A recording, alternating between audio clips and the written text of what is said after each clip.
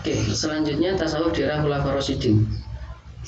Poinnya adalah begini, para sahabat diyakini sebagai murid langsung dari Nabi. Ya, karena jalurnya adalah Nabi, kemudian sahabat, kemudian tabiin, tabiin.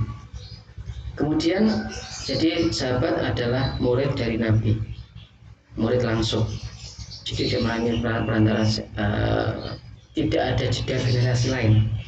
Kemudian era Khulafaur Rasyidin adalah masa kepemimpinan kehidupan 4 sahabat besar setelah Nabi. Jadi kepemimpinan 4 sahabat Nabi, Abu Bakar As-Siddiq, Umar bin Khattab, Utsman bin Affan, dan masa Ali bin Abi Thalib.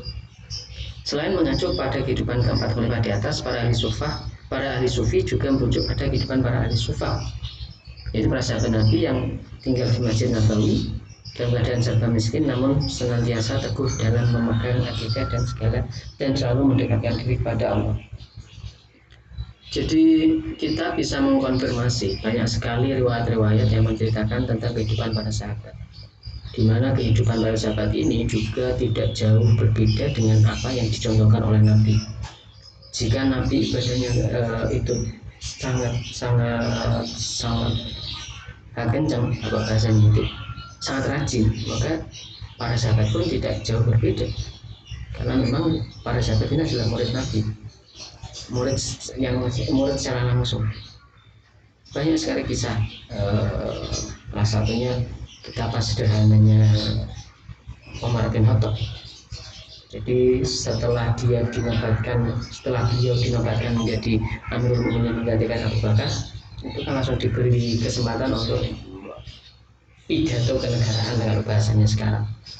Nah, itu di saat melakukan pidato pertamanya itu sebagai Mukminin, itu Umar bin Khattab menggunakan pakaian dengan 12 tambalan, tidak kurang dari 12 tambalan.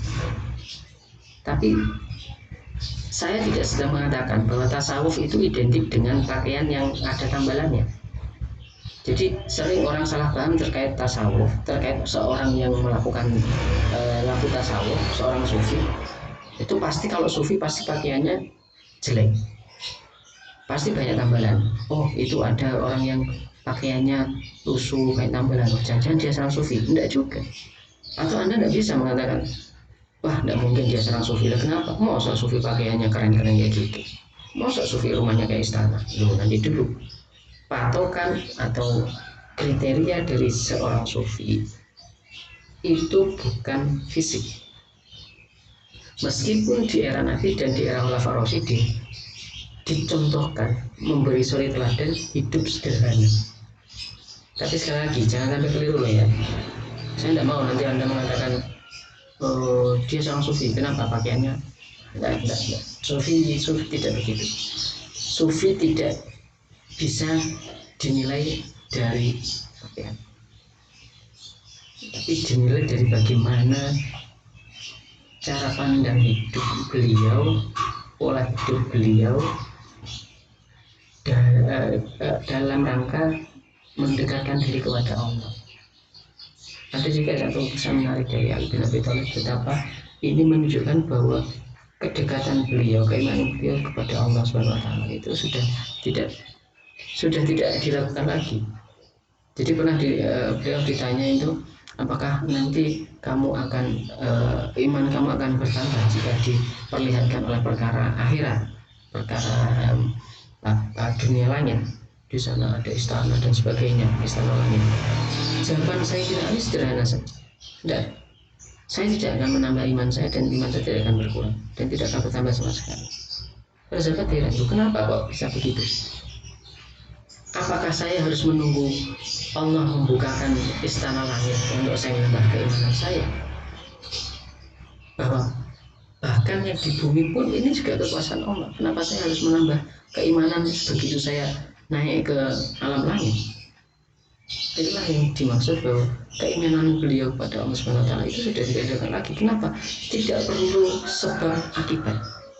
Sebab kemudian nanti dimasukkan surga, melihat kemegahan surga, kemudian imannya nambah. Tidak usah begitu. Terus pokoknya yang ada di bumi ini juga kekuasaan Allah. Karena kita tidak bisa menciptakan apa-apa. Kita melihat semua, kita tidak bisa melihat semua. Siapa yang menciptakan semua? Kita melihat bintang, siapa yang menciptakan? Kita melihat nyamuk. Nah ini nyamuk cirinya yang menciptakan siapa? Jadi perkara dunia saja, perkara yang ada di dunia, yang ada di bumi itu sudah cukup untuk kita kemudian meyakini seyakin-yakinnya bahwa Allah itu maha kuasa, tidak perlu kemudian nunggu-nunggu nanti. Jadi itulah kenapa pola hidup para khulafaur rasyidin, pemimpin-pemimpin setelah Nabi wafat, 4 pemimpin utama setelah Nabi wafat ini menjadi suri teladan, menjadi patokan para sufi untuk mendekatkan diri kepada Allah.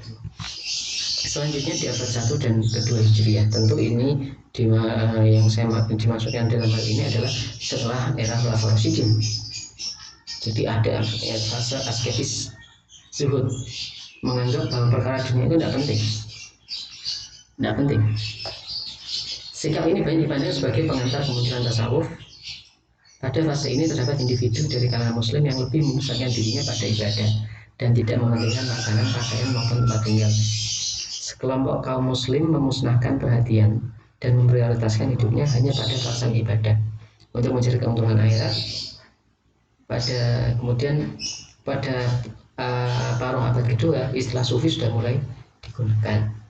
Jadi poinnya begini, di abad 1-2 itu corak tasawufnya masih identik dengan pola hidup zuhud, asketis, tidak terlalu mementingkan perkara dunia.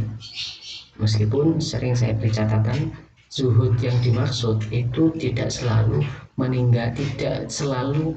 benar-benar meninggalkan dunia. Karena bagaimanapun sarana kita untuk mencapai kebahagiaan akhirat adalah dunia. Ladang kita untuk memanen di akhirat adalah dunia. Jadi kalau dikatakan benar-benar meninggalkan dunia, itu bukan berarti kemudian pokoknya gak usah duwe apa-apa. Ya, itu bagus. Tapi jangan kemudian punya pikiran bahwa orang kaya tidak bisa atau tidak punya kesempatan jadi sufi. Jadi harap jangan disalahpahami bahwa bukan berarti orang yang punya potensi dekat dengan Allah itu hanya orang yang tidak punya harta. Yang punya harta pun bisa dekat dengan Allah dengan catatan perkara duniawi itu tidak menjadikan dia lupa terhadap perkara ukhrawi. Jadi itu. Tapi yang pasti poinnya begini, kalau ditanya apa ciri utama dari tasawuf di abad 1-2, ya kalau di abad 1-2 itu masih fase asketis, jadi fase zuhudnya itu masih sangat kentara sekali. Pokoknya pikirannya adalah bagaimana saya dekat dengan Tuhan. Itu jadi di fase ke-1 dan kedua, abad ke-1 dan kedua. Kemudian di abad ketiga dan keempat Hijriah ini tasawuf sudah mulai menjadi ilmu, mulai melembaga, mulai tersistematis. Tasawuf menjadi sebuah disiplin ilmu tentang kebatinan yang mulai memperhatikan sisi teoritis psikologis dalam rangka perbaikan tingkah laku, sehingga tasawuf menjadi sebuah metode yang ditujukan untuk perbaikan akhlak. Jadi dia sudah menjadi satu bagian ilmu yang tersistematis. Kamu kalau pengen dekat dengan Allah ini ada tingkatan-tingkatannya, ada metodenya. Pertama tobat, setelah tobat sabar, setelah itu ini. Jadi sudah mulai ada formulasinya. Oke. Kalau yang abad 1-2 tadi pokok hidup zuhud dengan maksud dia caranya jauh dari perkara dunia supaya bisa fokus dengan perkara akhirat. Tapi kalau di abad ini sudah mulai melembaga. Pada abad ketiga dan keempat muncul tokoh-tokoh tasawuf seperti Al-Junaid, kemudian Sari As-Sakoti, Al-Kharraz yang memberikan pengajaran pendidikan pada para murid dalam sebuah bentuk jamaah. Sekali lagi, tasawuf sudah melembaga. Ada seorang guru yang membimbing murid dalam rangka supaya murid ini bisa mencapai derajat yang tinggi, bisa mendekat kepada Allah. Jadi bisa dibedakan ya. Jadi 1-2 itu belum begitu melembaga dan fasenya masih asketis. Kemudian fase 3-4 itu sudah mulai ada lembaga pendidikan tasawuf.